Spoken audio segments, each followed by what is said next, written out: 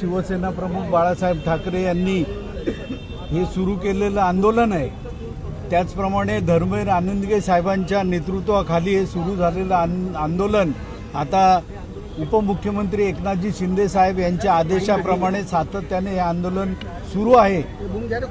आमच्या दुर्गाडी देवीचं दर्शन घेण्यासाठी जो अटकाव केला जातो, मज्जाव केला जातो, तो चुकीचा आहे।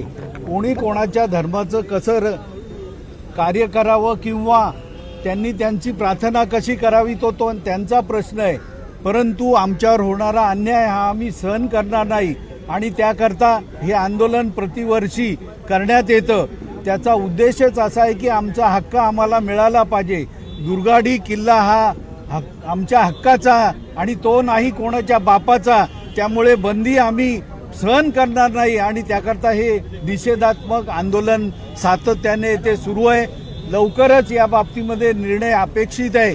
हायकोर्टामध्ये केस चालू आहे, 19 जूनला तारीख आहे आणि त्यानंतर विविध कोर्टामध्ये ठाणे कोर्ट असेल, कल्याण कोर्ट असेल, वक्फ बोर्ड असेल, या ठिकाणी असलेल्या धर्मदा आयुक्त असेल, यांच्या ठिकाणी असलेल्या ज्या केसेस आहेत त्या निश्चितच त्याचा पाठपुरावा सुरूच आहे आणि त्याच्या बाबतीमध्ये यश मिळेल आणि हे आमचा जो हक्क आहे तो आम्हाला मिळेल अशी आमची खात्री आहे।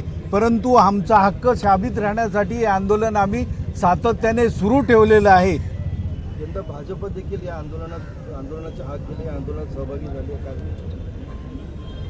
हिंदूंनी अशा या आंदोलनांमध्ये समावेश होणं, सहभागी होणं हे प्रत्येकाचं कर्तव्य आहे, परंतु उशिरा का होईना त्यांना जाग आलेली आहे असं वाटतं।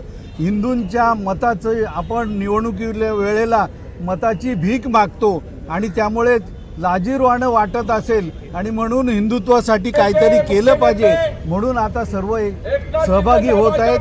शिवसेना, हिंदू मंच आणि विविध संघटना पूर्वीपासूनच यामध्ये सहभागी आहेत आणि विशेष सहभाग हा शिवसेनेचा पहिल्यापासून राहिलेला आहे आणि